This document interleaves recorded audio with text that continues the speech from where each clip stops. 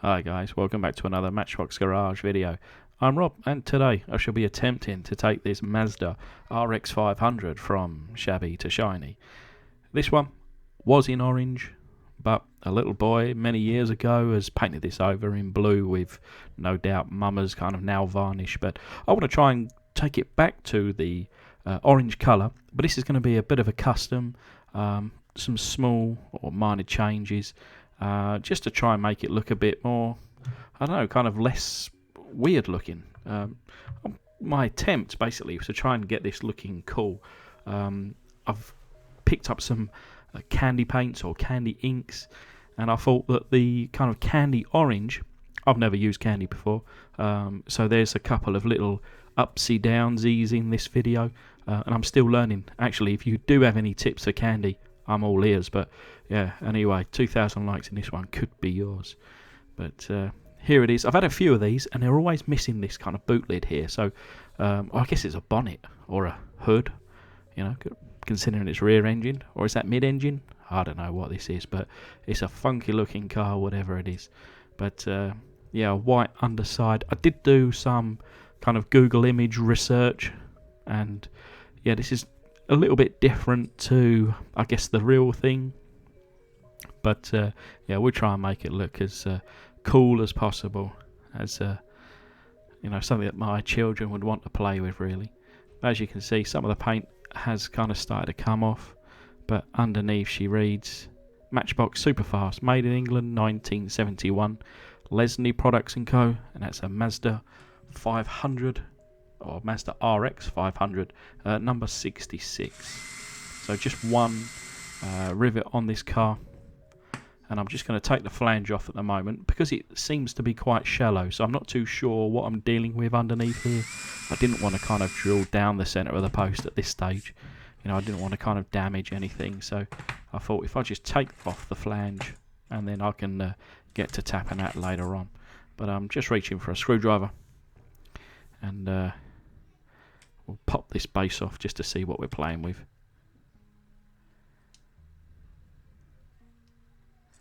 So a little tab at the back there holding the back end in. So one of these little plastic retainers for the wheels and being the suspension there. That'll come out shortly, but let's take these wheels off. These will be getting swapped out today. And they're relatively easy to come out. You just go underneath the plastic, go over the axle, and out she pops. And I'll put that in my little spares and repairs pile, should we say. I want to do like one of these kind of dioramas, you know, like a junkyard diorama.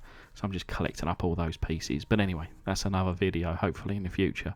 So the chrome interior, to be honest, I don't mind the chrome interior on certain cars, this one included.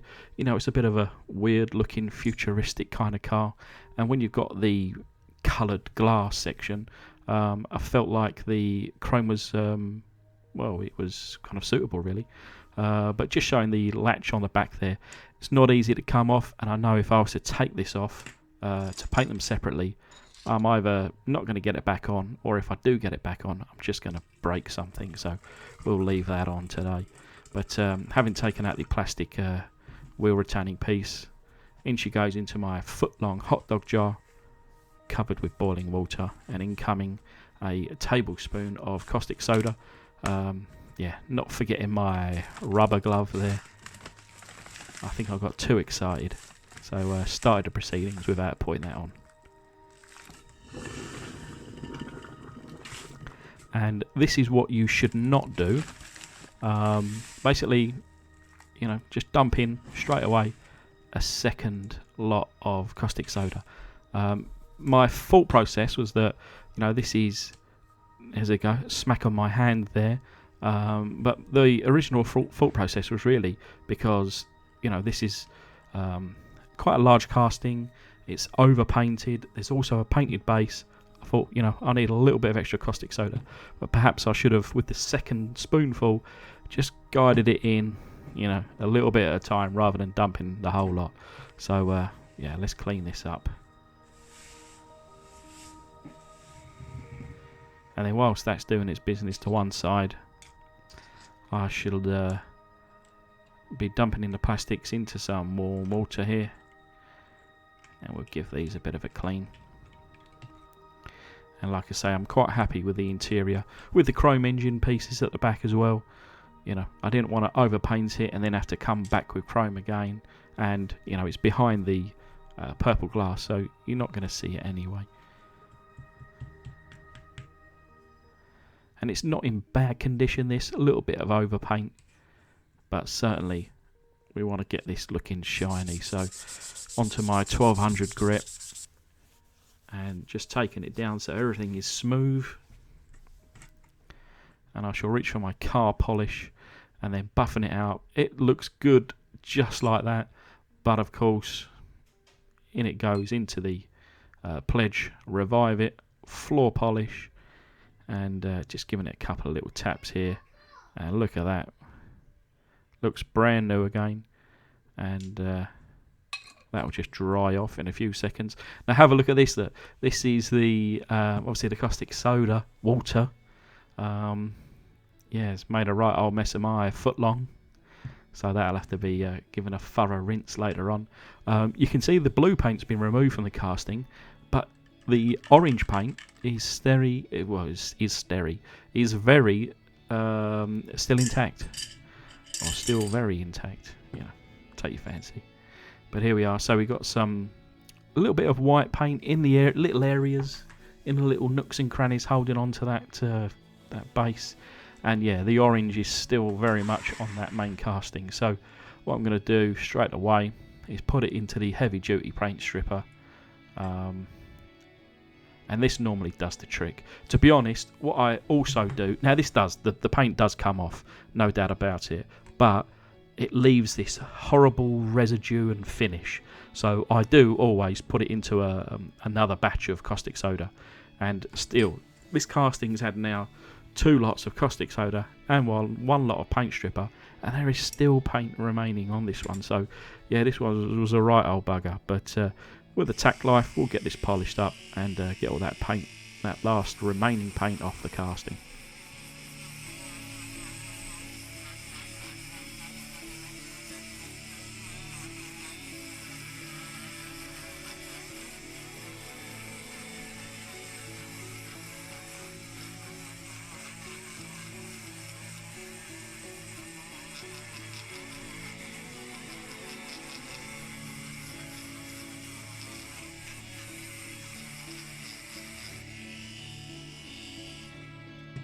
So the tack life making easy work of that base. Look at how shiny that now is, and this will be left in the kind of raw shiny condition. I'm not going to be over painting this today as I normally do. So it's been probably 20 minutes or so, and we've got everything now buffed out and shiny, and I'm really happy with that.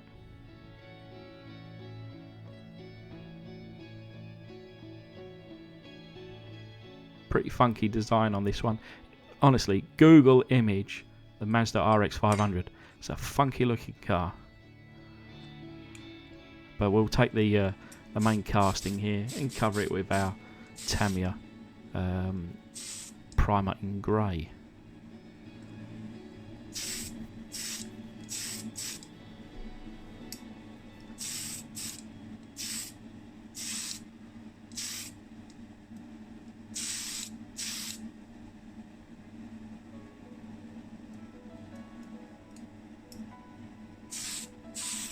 I must admit, I don't love painting these when they've got the boot lid or doors attached, but you know, sometimes we just have to do it. So anyway, we've got the Vallejo premium black, and this dries in a lovely satin sheen. And my initial thought process was that with the candy would look great over the satin black, using the satin black as a base coat. It's not really the case, that you'll soon find out, or at least in my initial and first experience with candy paints. I've been speaking to Danny, and you know, he said, Rob, you know, if you're going to use the candies, put it over a a light metallic or just polished base.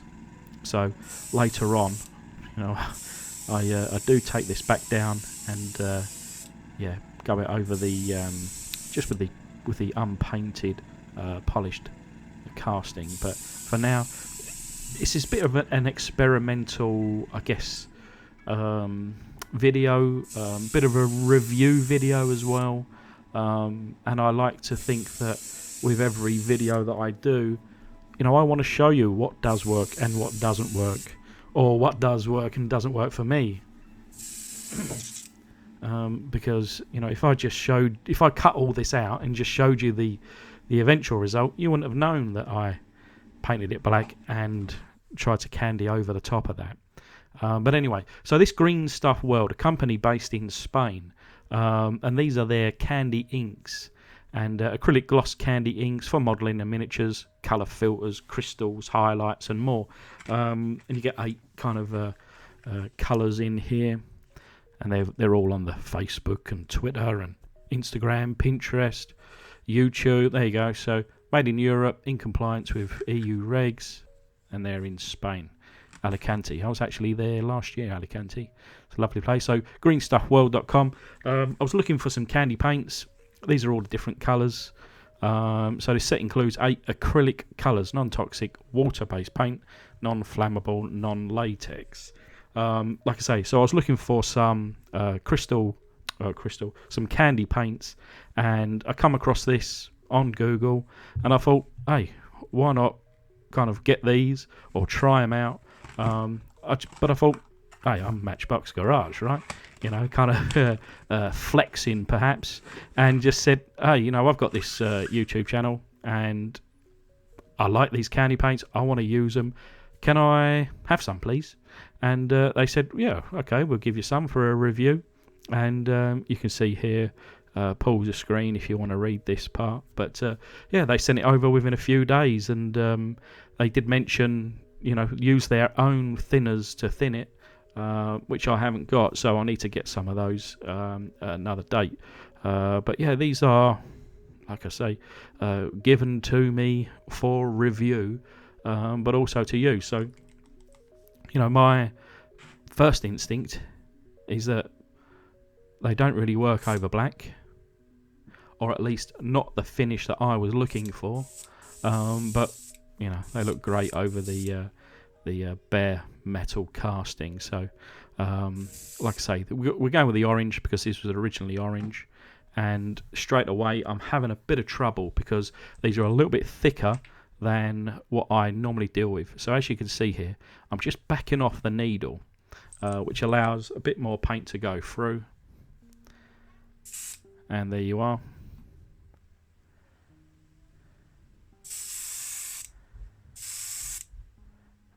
But I think what I'll do is when I have another order, I'll get some of their thinners. I have tried, and I will show actually some different thinners that I've used, some that have worked, some that haven't, but ultimately they do their own. And so it's a shame I didn't kind of ask for those thinners at the time. Another lesson learned.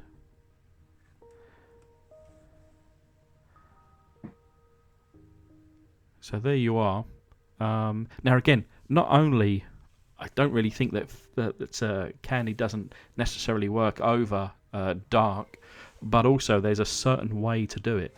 Now, what I was hoping was that you would see a bit of an orange kind of tint. Now, I can see it in person, or I could see it in person, but I was trying to get it to show up on camera, and I don't think it really does. Not until I'd put about 5 coats on. But obviously this is the orange, and this, I just dabbed it on a white casting just to see the kind of difference, and I was like, all right, maybe I need to go with a lighter base coat. Yeah, so what I've done is I've got this little shot kind of cup, and I've tipped a bit of the candy in, and the instructions from the site was don't use a thinner that includes alcohol. So I thought, okay, well, I'll put that to one side. And I've got this lacquer thinner, and it doesn't mention alcohol on here. So I thought, let's give it a go. I went with a 2-to-1 ratio, as I normally do with all my paints. And it looks beautiful. But it's very thick. After a kind of short period of time, it started to thicken up. Yeah, so it didn't work. But I thought, well, there's no harm in trying the other thinner whilst I got it out. And actually, you can see the difference here. This is thin. You know, it has thinned out. And I thought this is now a good consistency to go through my airbrush. Now, what I'm going to do is just reach for... I'd actually thrown it in the bin, but thankfully it was still upright. This is... So I'll show you the difference. So you can see here it's very thick, very gloopy. Look at that. I hope you can see that when I compare it. So that was with the Tamiya lacquer thinner. And I apologise if you can hear my children screaming and shouting in the background. They've got play dates over, so they're having fun. But anyway, getting back to the video, and there you go. So it's much thinner, this one, and they're both at the 2-to-1 ratio. So we're going to give this a whirl. And yeah, like I say, let's see where we can really start to get some orange on this casting. And well, that says it all, right? So okay, so we've now taken the paint all the way back. We've polished it up. We're now back to square one. I've got no thinner now in this candy, but what I have done is just reverted back to backing off that needle so that the paint just comes out as it comes in the bottle. And you can see straight away now, actually, against the bare metal casting, the orange colour starting to build. And doing some research, it seems like, you know, if you can do like a bit of a tack coat and then a heavy coat, that's the way to put on candy. And then obviously the more layers you go, the deeper it gets, the darker it gets. But I'll show you the end result of that later after about 4 coats. But starting to kind of detail out the base here with a Citadel Nuln Oil, trying to get a bit of realism in that back end there, plus in the exhaust tips, and then using the Sharpie permanent marker in red just for those kind of tail lights. You may also hear the fireworks going off. It's a Sunday evening. It's been Halloween and coming up to fireworks night here in the UK. So yeah, fireworks parties tonight. But anyway, and then obviously all the wheel packages there that have to pick out something. But the glass there looking good. The next day it's all dry and clear. The interior. And these are the wheels that we're going with. Bit of a modern design for a funky looking car. I think that really suits. And then here's the... I think I like it. I hope you do as well. But yeah, a bit of a learning curve, this one. Certainly took a lot longer than I usually take and anticipated. But glass of wine will help that kind of help that feeling. But anyway, here's a little reminder of what she looked like. And this is the result. So it's all back together now. So we've got a nice little contrast, really, I think, between the orange and the purple. You can see, obviously, that chrome interior through the glass there. But then also the kind of the change from the orange to just the basic chrome underbelly of that car. And I like the colour of the wheels, the kind of bronzy colour, kind of sets off with that orange. I really think it does suit it. And then coming around the back of the car, obviously a lot of that detail there. Unfortunately, the boot lid is not the greatest. It doesn't really sit flush. I tried a couple of little things, but that's just how it is. So that's how we'll have to accept it. But yeah, pretty funky little car. My first use of candy, certainly not my last. Any hints and tips that you may have, then please let me have them. But remember, 2,000 likes and this one could be yours. So I just want to take this opportunity to thank my amazing patrons. And thanks everybody else for watching. Hope you like this one. It's a bit of a different one.